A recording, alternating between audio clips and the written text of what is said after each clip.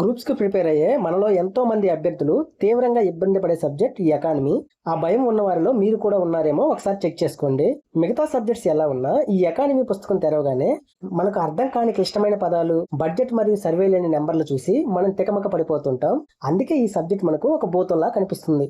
అసలు మనం economy subject కి ఇంతలా భయపడడానికి కారణాలేంటో ఒక్కసారి విశ్లేషించుకోగలిగితే ఈ సబ్జెక్ట్ ఎంత ఈజీయో మీకే అర్థమవుతుంది. ఈ రోజు మనం ఆ భయాలను పోగొట్టుకునే ప్రయత్నం చేద్దాం. చూడండి, ముందుగా మనలో ఉన్న భయాలేంటో ఒకసారి తెలుసుకుందాం.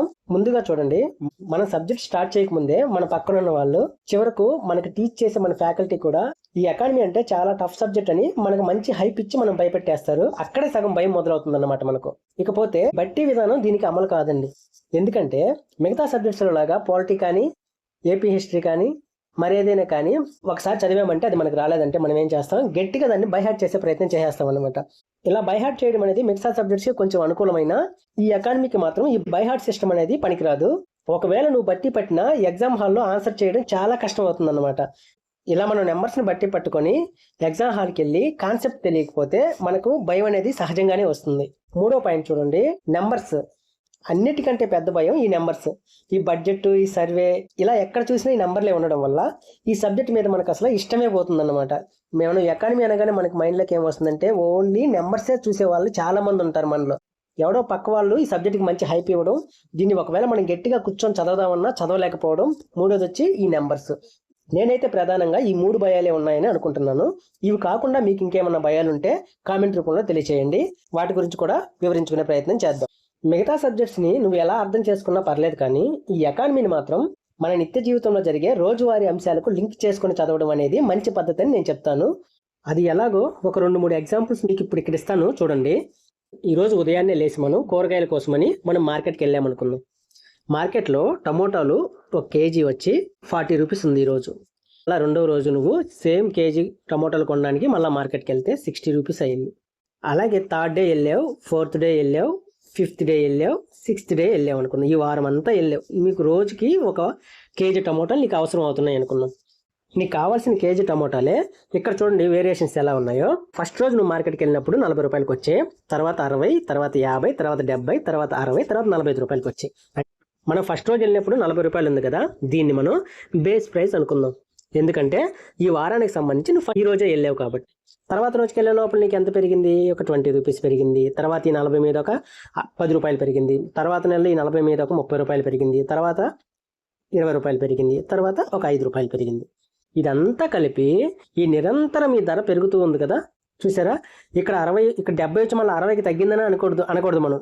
మనం దేన్ని బేస్ తీసుకున్నాం, ఇక్కడ 40 రూపాయలు బేస్ తీసుకున్నాం కాబట్టి ఈ 40 రూపాయల మీద ఈ వారం రోజులు ఈ ధర పెరుగుతూ వస్తుంది కదా టమోటాలకి. ఈ రియల్ లైఫ్లో జరిగిన మన ఎగ్జాంపుల్ని మన సబ్జెక్ట్లోకి కానీ కలుపుకోగలిగితే అది మనకు ద్రవ్యోల్బణం అవుతుంది. ఇంకొక ఎగ్జాంపుల్ ఇస్తాను చూడండి. మన ఫ్యామిలీతో పాటు మనము తిరుమల ప్లాన్ చేసుకుందాం అనుకుందాం. మనం తిరుమలకి వెళ్ళి రావడానికి మనం ఇంట్లో కూర్చొని ఒక ప్లాన్ వేసుకుందాం. వెళ్ళి మళ్ళీ మనం ఇంటికి చేరేలోపు మనకు ఒక 20,000 ఖర్చు అవుద్ది అనుకుందాం.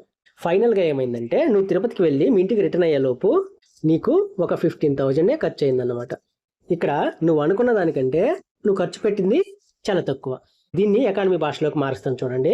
ఈ ఫ్యామిలీ ప్లేస్లో మనం ప్రభుత్వం అనుకుందాం, మన సెంట్రల్ గవర్నమెంట్ కానీ మన స్టేట్ గవర్నమెంట్ కానీ ఈ సంవత్సరానికి బడ్జెట్లో నేను ఒక 20,000 కోట్లు ఖర్చు పెడతానని చెప్పి వారు బడ్జెట్ ప్రపోజల్స్ పెట్టారనుకుందాం. తీరా సంవత్సరం అంతా గడిచిన తర్వాత చూస్తే వాళ్ళు కేవలం 15,000 కోట్లు మాత్రమే ఖర్చు పెట్టారన్నమాట. అంటే ఇక్కడ చూడు, ప్రభుత్వం ఖర్చు పెట్టాలనుకున్నది ఎంత, 20,000 కోట్లు.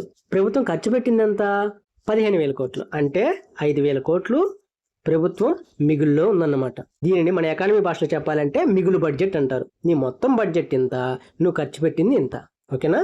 ఈ మిగిలిన 5,000ని మిగులు బడ్జెట్ అంటాం మనం. ఇంకొక పాయింట్ చెప్తాను చూడు. మన ఇంట్లో ఒక మ్యారేజ్ ప్లాన్ చేస్తున్నాం అనుకోండి. మనం మ్యారేజ్ ప్లాన్ చేసేటప్పుడు మనం ఏం చేసుకుంటామంటే ముందు కూర్చొని మనకి ఎన్ని ఖర్చులు అవుతాయో మొత్తం లెక్కేసుకుంటాం మనం, ఓకేనా? మొత్తం ఇంకా ఫోటోగ్రాఫర్స్ కానీ, మండపం కానీ, ఫుడ్ మొత్తం లెక్కేసుకుంటే నీకు ఒక 20 లక్షలు వచ్చింది అనుకుందాం. 20 లక్షలు ఆల్రెడీ నీ దగ్గర ఉన్నాయి. పక్క వాళ్ళకు అప్పులు ఇచ్చుకోవడం కానీ, లేదా నీ ఇన్వెస్ట్మెంట్ కానీ, నీ సేవింగ్స్ కానీ మొత్తం కలిపితే నీకు 20 లక్షలు ఉన్నాయి.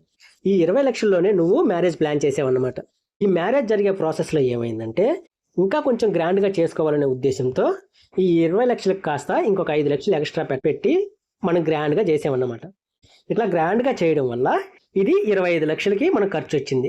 నీకు రావాల్సిన ఆదాయం 20 లక్షలు, నువ్వు ఖర్చు పెట్టాలనుకున్నది కూడా 20 లక్షలు, కానీ నువ్వు ఖర్చు పెట్టింది 25 లక్షలు. ఈ 5 లక్షలు ఉంది కదా, ఈ 5 లక్షలు మనకు లోటు. ఇదే మన బడ్జెట్ అనుకుంటే 20 లక్షలకు నువ్వు బడ్జెట్ వేస్తే నువ్వు 25 లక్షలు ఖర్చు పెట్టావు అంటే నీకు ఇంకొక 5 లక్షలు కావాలి. ఈ 5 లక్షలు ఎక్కడి నుంచి తీసుకొస్తావు నువ్వు?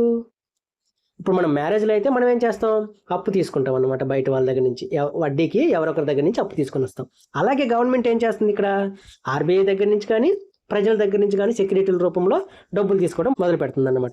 లేదా విదేశాల నుంచి కూడా ఇక్కడ అప్పు తెచ్చుకోవడానికి అవకాశం ఉందన్నమాట. ఈ 5 లక్షని మనం లోటు బడ్జెట్ అంటాం.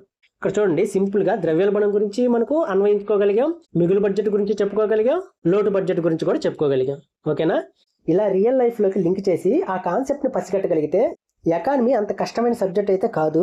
ఇకపోతే టర్మినాలజీ అంటారా, మీకు ఏ పదం లేదా ఏ అంశం అర్థం కాలేదో మన వీడియోస్లో ఏ వీడియోకి సంబంధించి మీరు వీడియో చూస్తున్నా ఆ వీడియోకి సంబంధించి మీకు అర్థం కాని పదాలు ఆ వీడియోలో ఏమైనా ఉంటే మీరు కామెంట్ చేయండి. దానికోసం ప్రతిరోజు ఒక టర్మినాలజీ పదాన్ని వివరిస్తూ మన ఛానల్లో యూట్యూబ్ షార్ట్స్ చేయడానికి నేను ప్రయత్నిస్తాను. అక్కడ మన డౌట్స్ అన్ని మనం క్లియర్ చేసుకునే అవకాశం ఉంటుందన్నమాట. నెక్స్ట్ వీడియోలో ఎకానమీ సిలబస్ని దగ్గర పెట్టుకొని ఈ సిలబస్లో ఉన్న అంశాలను మన నిత్య జీవితంలోకి అన్వయించుకుంటూ ఎలా చదవాలో, ఎలా చదివితే ఈజీగా గుర్తుంటుందో చెప్పే ప్రయత్నం చేస్తాను. ఇక మన ఛానల్ విషయానికి వస్తే మన ఛానల్లో గ్రూప్ 2 ఎకానమీకి సంబంధించిన ఫ్రీ క్లాసెస్ ఉన్నాయి, ఉపయోగించుకునే ప్రయత్నం చేయండి. Thank you so much.